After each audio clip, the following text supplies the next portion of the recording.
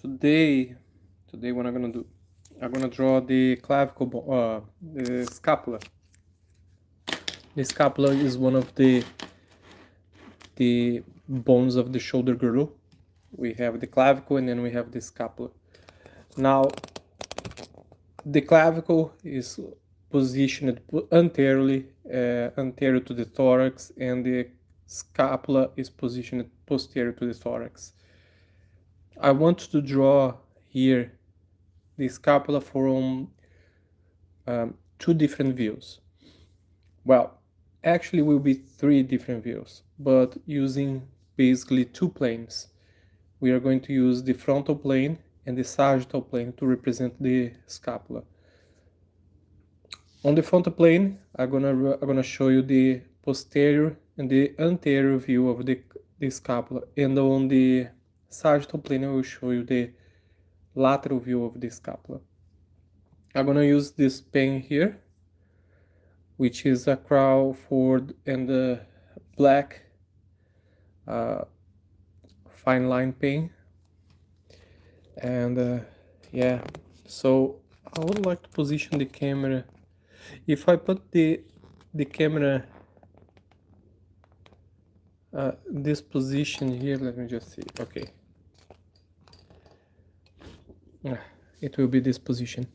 Okay, so first the posterior view of the scapula. I'm going to start with the medial border of the scapula, and here from the medial we have medial border. No, we have three different borders here. We have the medial, the lateral. I'm gonna go to the lateral border. This is the inferior angle, and here it, because you were seeing from the posterior aspect, we have a few structures here that will cover the glenoid cavity. So first we have the spine of the scapula, which is this structure here that extends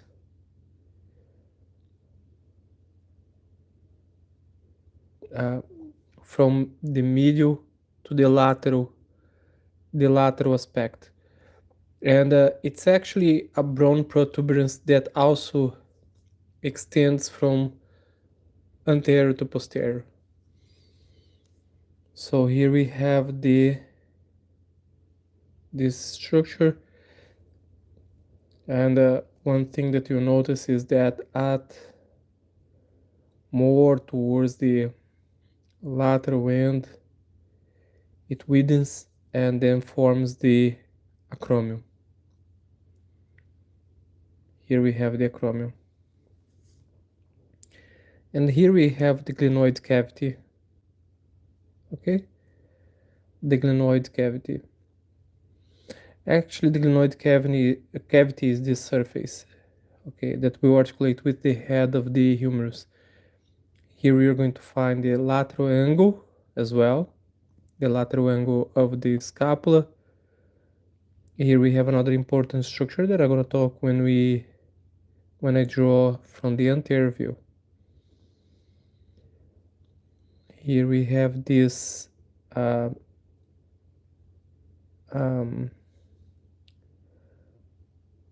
incisure of the scapula. Here we have the superior border, and here the superior angle. So basically we have three borders, superior, medial, and lateral. We have three angles. We have the superior, inferior, and then lateral. And what else? We have here the spine of the scapula, the acromion process here. Let me just add a few details just to make the acromion slightly different from the rest. probably next week I'm gonna use my tablet, so the live will be from my tablet, and then we can have a chat. I intend to make a long live.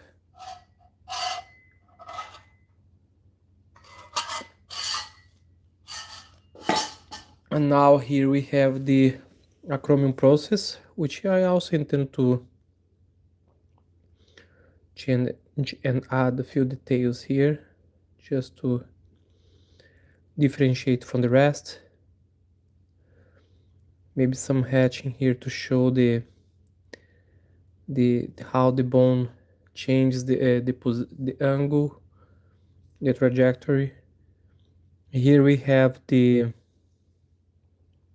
we can call this small uh, uh, rugosities here, lips as well, and yeah, just finish this bit, and then I'm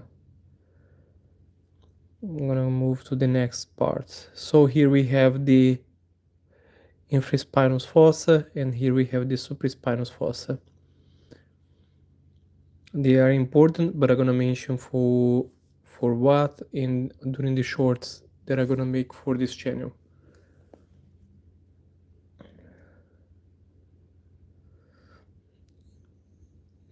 Don't forget to subscribe. Also, if you think that this content might be interesting for someone studying anatomy, please consider to share.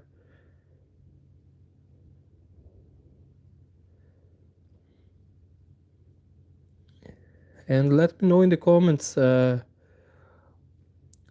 what is your major now? Are you studying anatomy, or are you studying physio? Anatomy is part of your studies. Sports and science, maybe are you doing medical training?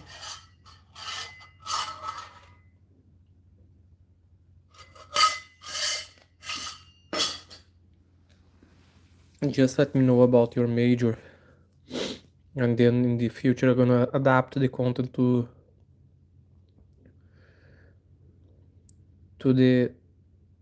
different areas. This is one of the things that I intend to do, actually. Okay, so here we have the this is the posterior view, right here, PV. Okay, this is the posterior view of the scapula. Remember that this is one of the shoulder girdle bones. Now, is this bone, which type is this bone?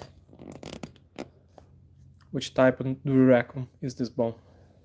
Is this probably a long bone, irregular, flat bone? What do you think?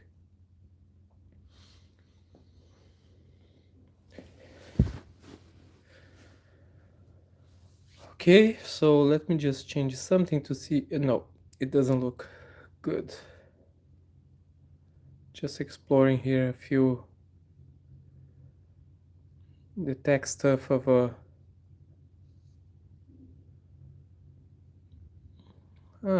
I can also add some stickers.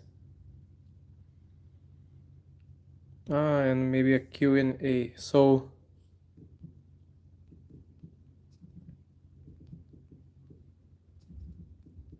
the scapula.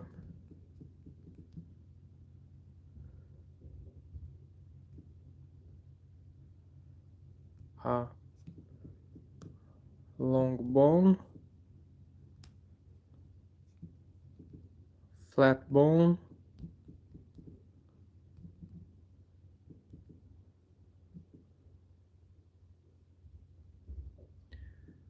irregular bone.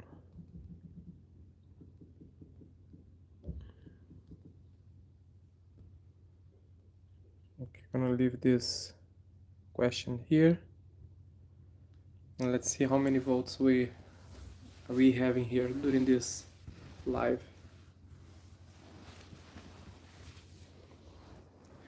Now I'm gonna show you the scapula from another view. I'm gonna add this view. Well, let's move to the anterior view of the scapula, because you already have you are contemplating the posterior surface. Now we are going to contemplate the anterior surface.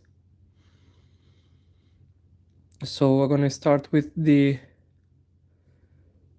coracoid process here.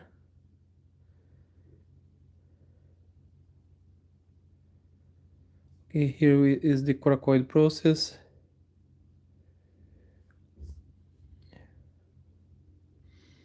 Here is the incisure as well. And here is the superior border with the superior angle, and then the medial border right here. Here is the inferior angle of the scapula, and if I extend this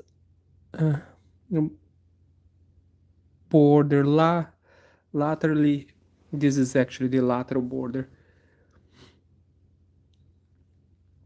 Now here we have the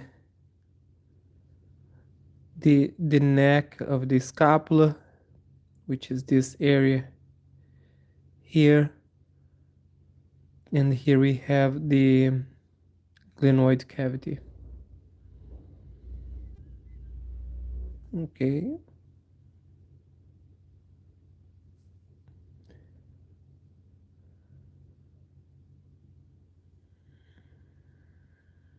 So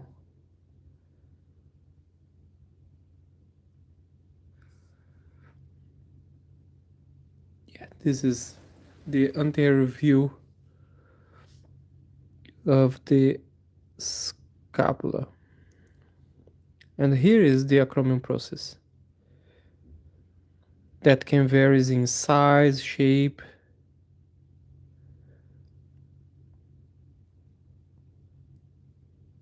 The acromion is clinically relevant,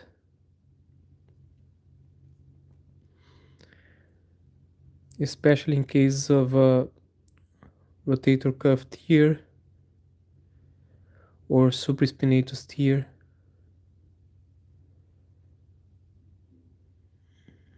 Okay, so here we have this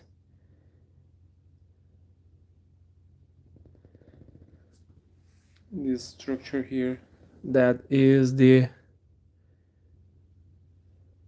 anterior view of the scapula. Welcome everyone. If you can hit the like button just to help me, I really appreciate. If you cannot, if you are just passing here, and I also understand, but it will be really helpful if you can hit the like button and help me to make this content reach more people, especially future physicians, future doctors. So here is the sagittal view of the scapula. And what I'm gonna do, I'm gonna draw from the lateral view. This is actually, the scapula is in the sagittal plane. You are viewing this scapula from the sagittal plane and the lateral view. You are contemplating the lateral aspect of the clavicle. Here the coracoid process again.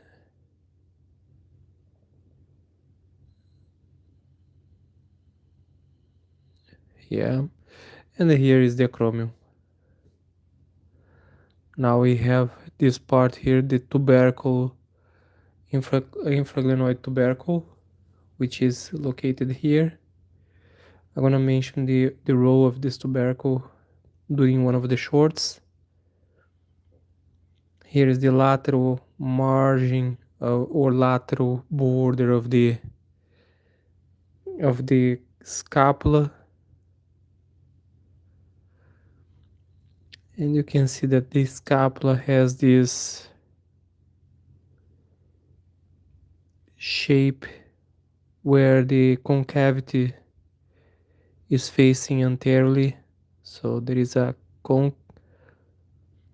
concave shape anteriorly, and the reason it's not fully marked, but you can see that there is a curve here that will helps the scapula to attach to the upper thoracic region. So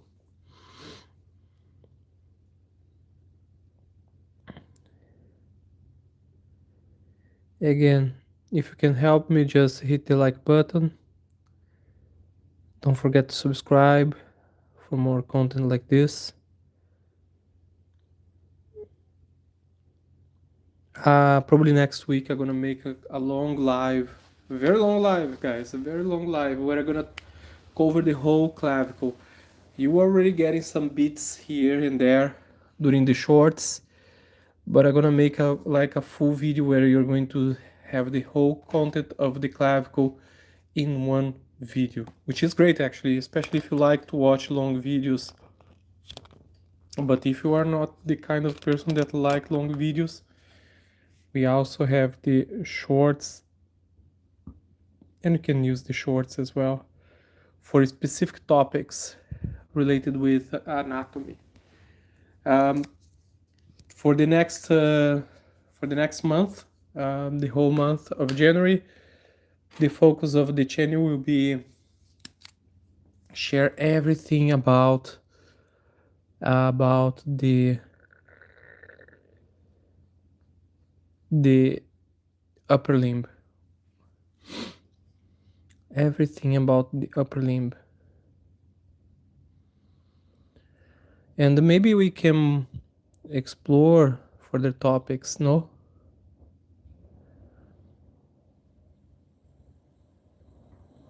like physiology. Everything depend of your interests.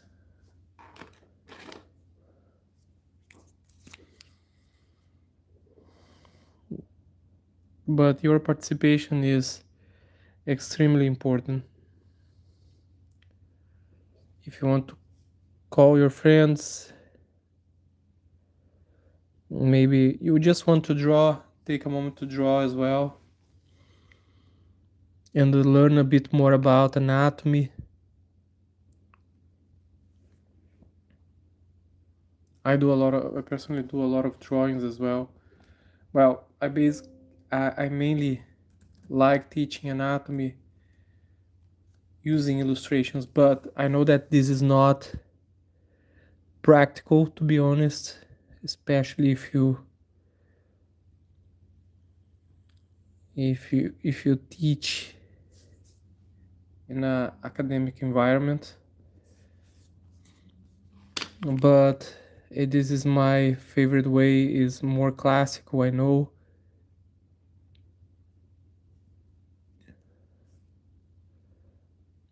If you see like all the old anatomists, they used to teach anatomy by drawing. The old masters, I used to say. What I intend to do maybe tomorrow is do another half an hour. First, I will record a video for the shorts, and then I'm gonna make a live.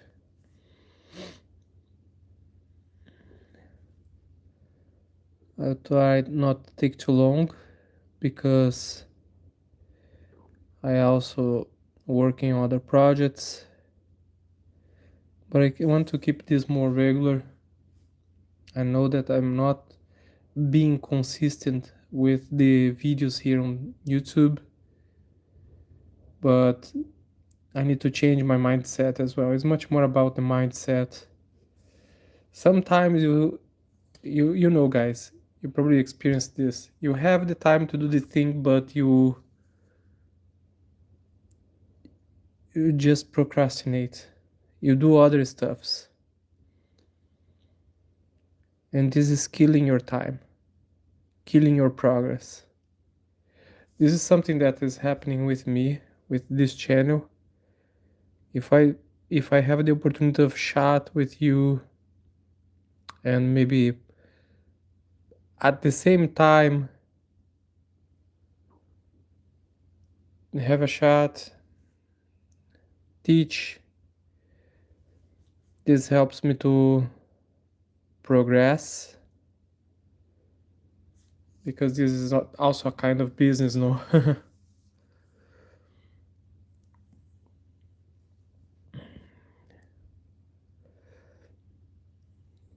And it's a kind of for me, I also see as a way to improve teaching skills, be challenged for students interested, especially in this topic, coming from different backgrounds, also sharing their knowledge.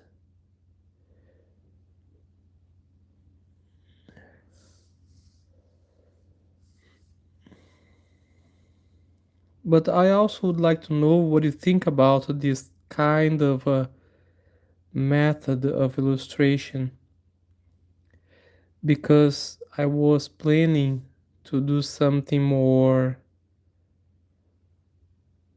digital, but I have a lot of people who loves this kind of illustration. It's more traditional. It remind them the very old type of illustrations.